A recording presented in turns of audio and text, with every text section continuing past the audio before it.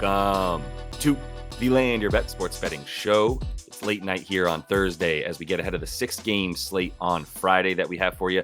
Coming off a 5-1 night, baby, on Thursday. Feeling good about the 2.9 units that we picked up. I'll go through exactly how we did tomorrow and look at some of those bets and recap that for you guys in tomorrow's episode as I bring you an episode the night before, like this one, each and every day. But we look at the games the next day, get ahead of some early lines, especially for these sides and totals where it's really important to bet early. And then tomorrow, I'll have that video up for you by 3 p.m. Eastern that will have all of my best bets for the day, including the ones that I have in this one. And I'll show you those again, and then I'll give you the rest of them for tomorrow. But let's go ahead and get right into what I have here for you guys for projections and some insights to look at how you might play this slate here on Friday. First game here is the Hawks and the Sixers in Philly, and the Sixers are reeling, as we know, and it's mainly because of that top name that's out for them, Joel Embiid. Also, Nick Batum, D'Anthony Melton, and Robert Covington out. And D'Anthony Melton, has been a big deal for them. Been their best wing defender and three-point shooter. One of their best three-point shooters, if not their best, to be honest, throughout the year. And so his absence is a problem.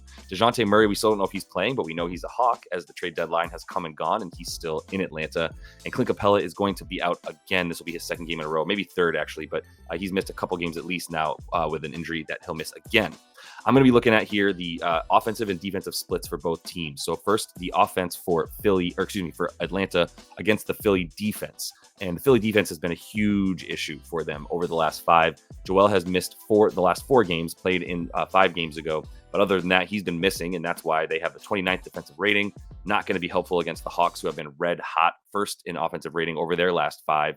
6th in offensive rating over their last 10. So it's been a pretty legitimate streak of quality offense for this Hawks team.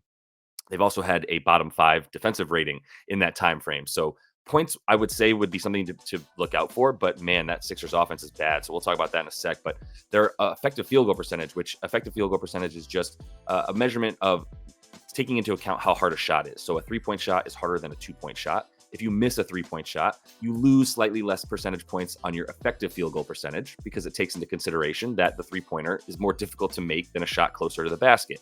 So effective field goal percentage is a really good way to look at how they're shooting with a slightly tempered measurement that calculates for the fact that a 3 is harder than a 2, and you don't lose as much for losing a 2 or missing a 3. The effective field goal percentage for the Hawks has been awesome because their 3-point shooting is awesome. So you get a little bit more to the percentage when you make a 3 to that EFG. And the opposing effective field goal percentage for the 76ers has just been terrible, bottom 10. Really, they've been tied with another team for basically the worst. So I'm not really feeling good about their ability to stop the Hawks from making open shots, which they should have a lot of. The other thing for the Hawks is they've been going into the paint a ton, crashing the boards.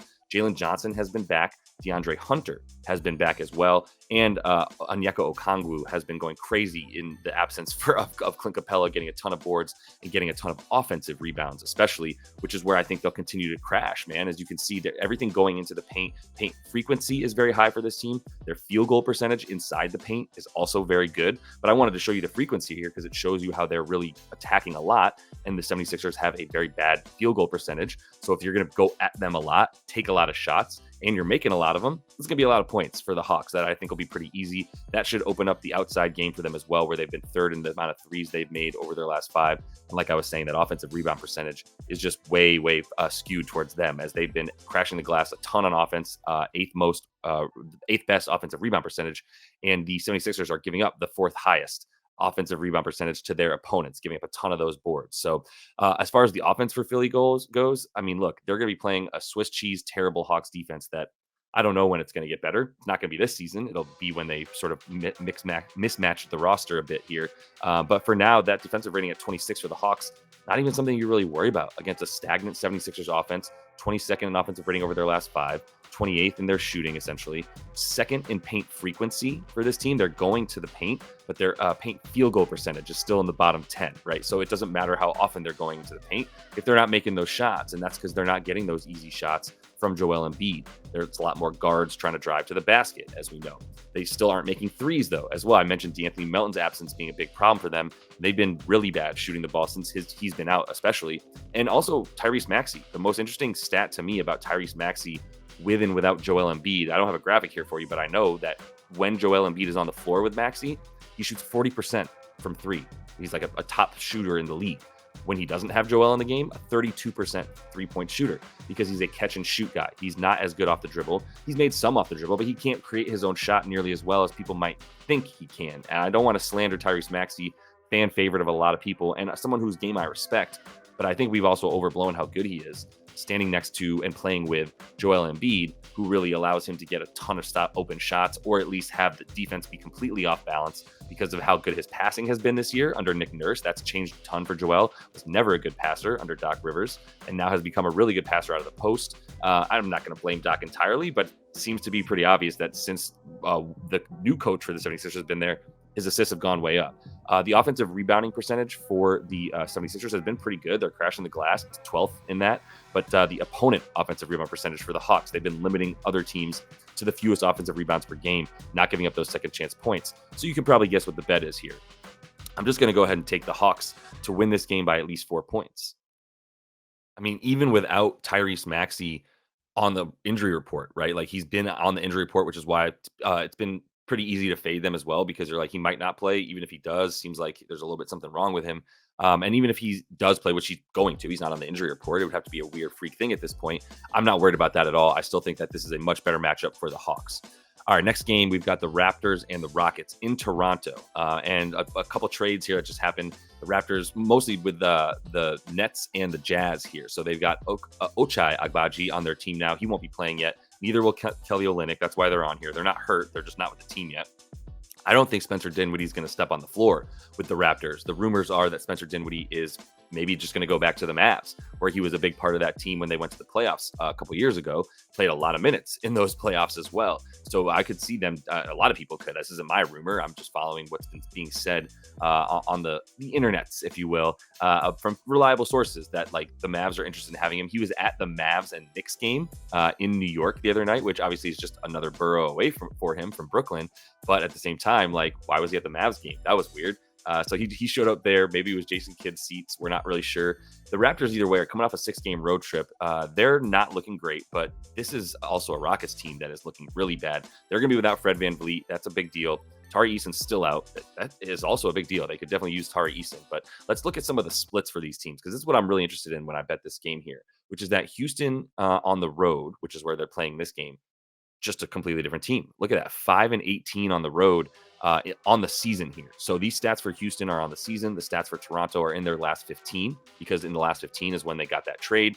On the season, though, for Houston, the 5-18 road record is not good, man. 18-9 at home. They were one of the best teams at home in the league, and they've kind of fallen back from that, but still really bad on the road.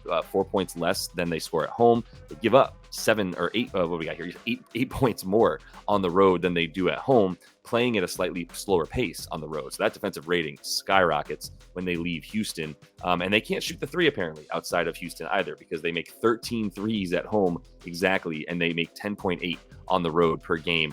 Not enough. I mean, that's a lot of points right there that they're missing out on, roughly 7 points a game that they don't have in their arsenal, because they're just not good shooting on the road. Their assists go down as well as they're not passing the ball. And with Fred VanVleet not in there, it's a stagnant offense with a lot fewer shooters than you might realize that he and even Şengün and Jalen Green can try to cover up.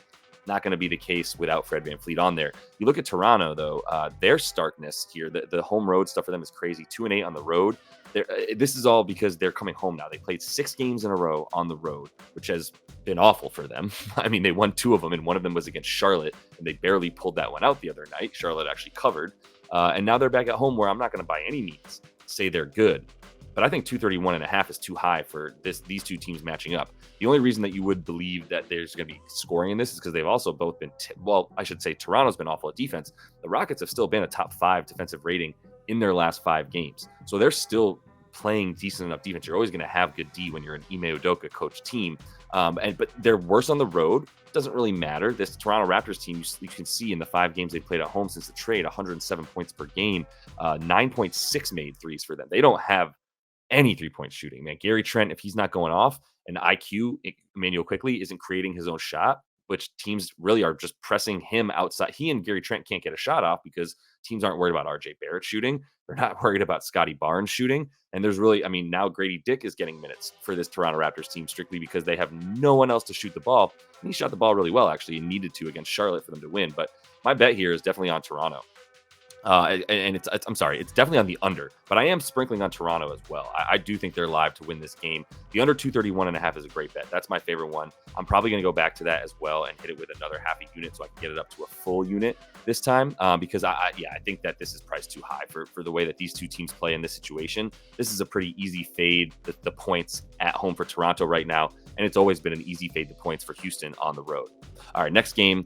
New Orleans at the Lakers. By the way, subscribe to the page if you would, if you like what I'm bringing you, so you guys can get ahead of all these bets with me. I heard you loud and clear, Dave, in the comments, who was like, man, I'd really love to see all the games. And, at the same time, I'm trying to bring you as much in-depth stuff as I can, so I go for quality, not only quantity.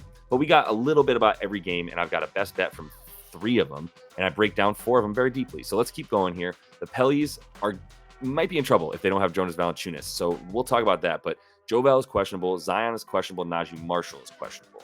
The Lakers don't have anything submitted yet. They played Denver on Thursday, almost came back, couldn't pull it off. You know that Anthony Davis and LeBron James are going to be questionable on the injury report. Make nothing of that. They've been questionable up until like an hour before game time. 45 games in a row. How many games have we played this season? It's been every single game that they are questionable on the injury report. That is actually helpful for us for the next point that I wrote under that, where it says AD and LBJ will both be questionable. If they do play, the spread will move towards the Lakers. Like it's what happens every time. As soon as AD and LeBron at 6:30 p.m. local time, 45 minutes before tip, that's when they come off of the injury report and are ruled in at that point. When that happens, everything moves towards the Lakers. There's what we love to call the Lakers tax, right? Everybody wants to bet on the Lakers. They're everybody's favorite team. They're the most known team. Not everybody's favorite. You get what I mean. They're the casual's favorite. Let's put it that way. If you don't have a team, maybe you just go right to the Lakers. The point is everybody wants to bet on them. They're bet on one of them with the heaviest purses, like the most money comes in on them. So there's a lot. As soon as this happens, when AD and LeBron are ruled in, which they will be, I think. Go ahead and wait for that spread to go, okay, even money, right? If it's -3 for the Pellies, maybe it goes back down to -1 for the Pellies. And then that's a great number that you can go ahead and hit. So just wanted to make that clear to you guys so you can get ahead of that AD and LeBron stuff. All right, let's look at some of the last 5 for the Pelicans. And let's look at some no rest stuff for the Lakers, because this is it, man. Look at the Lakers on the second leg of a back-to-back tonight. As we know, they just lost to the defending champs and the Nuggets at home. Now they get the Pellies at home, but 2-6 straight up when they play on no rest this season. They are 1-7 against the spread, which is the worst in the NBA, unsurprisingly. They allow 121 points per game when they play on no rest this season. That's terrible, obviously, which is also about what they give up on the road. They've been awful on the road, but obviously at home in this one, still it's the no rest that does it for us with those points that they allow.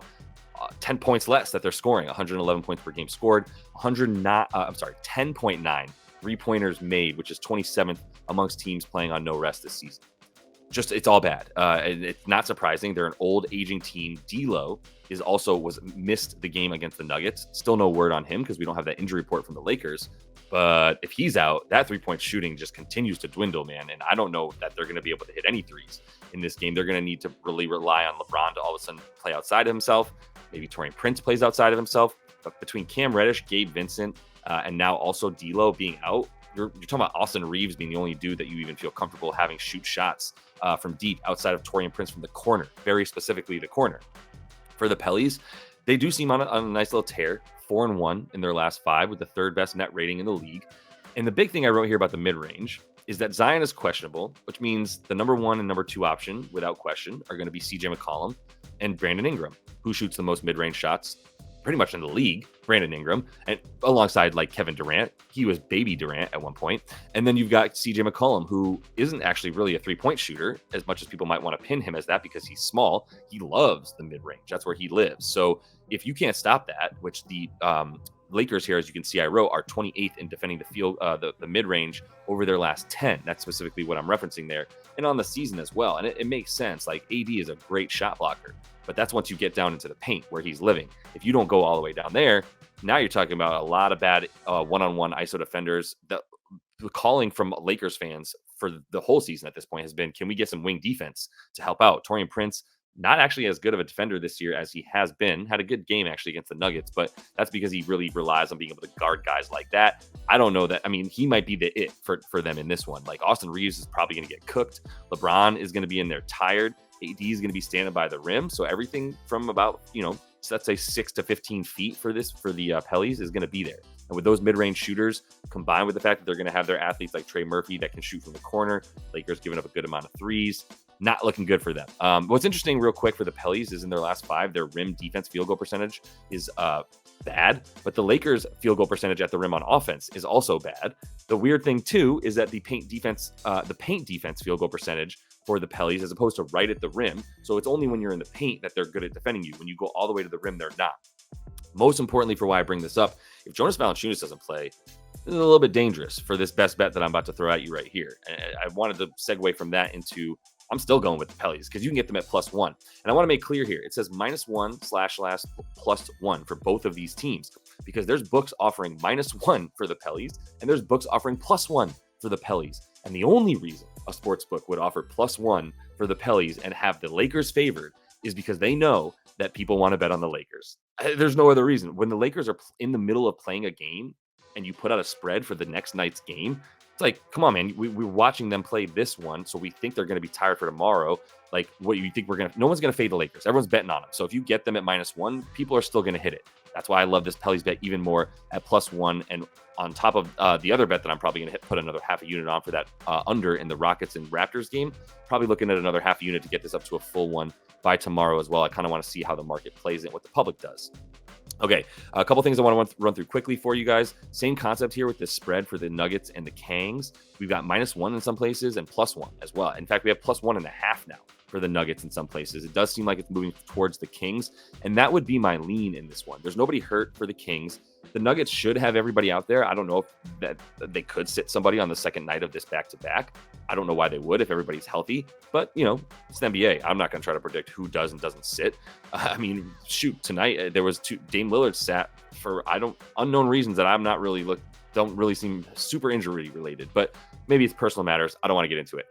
The stuff I'm looking at here for these two teams is kind of the last 5 stuff because I think it's pretty interesting, and I think this game is ripe for an under as well. But also kind of lean Kings. I didn't place a bet for either of these teams, but my strong leans for these games would be Kings to cover and win, and for them to go under this total, to be honest with you. So the offense, the only thing is that doesn't really add up. If the Kings win, they're usually scoring a ton of points. So I think they would rather have this game in the 240s than the Nuggets would love to have this game in the 220s, right? So there is a correlation here. If you think the Kings are going to win, might be an over.